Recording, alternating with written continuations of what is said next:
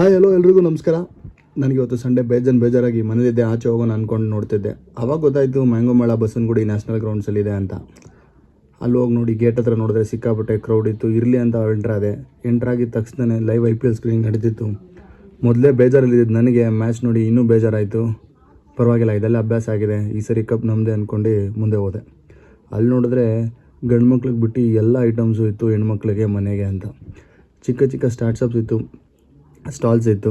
ಮೊದಲೇ ಬೇಜಾರಿದ್ದು ನನಗೆ ಮತ್ತೆ ಇನ್ನೂ ಬೇಜಾರಾಯಿತು, ಯಾಕಂದರೆ ಅಷ್ಟು ಕ್ರೌಡ್ ಇತ್ತು. ಅಷ್ಟು ಜನದ ಮಧ್ಯೆ ಹಿಂಸೆ ಅನಿಸ್ಬಿಡ್ತು, ಸಿಕ್ಕಾಪಟ್ಟೆ ಕ್ರೌಡು. ಮ್ಯಾಂಗೋ ಬಿಟ್ಟರೆ ಬೇರೆ ಎಲ್ಲನೂ ಈಸಿಯಾಗಿ ಸಿಗ್ತಾಯಿತ್ತು, ಮ್ಯಾಂಗೋಗೆ ಮಾತ್ರ 2 ಕಿಲೋಮೀಟ್ರ್ ಕ್ಯೂ ಇತ್ತು ಅಂದ್ಕೊಳ್ಳಿ.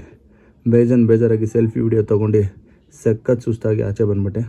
ನೀವು ಟ್ರೈ ಮಾಡಬೇಕಂದ್ರೆ ಈ ಏಪ್ರಿಲ್ 18 22 ಇರುತ್ತೆ, ಹೋಗಿ ಟ್ರೈ ಮಾಡಿ.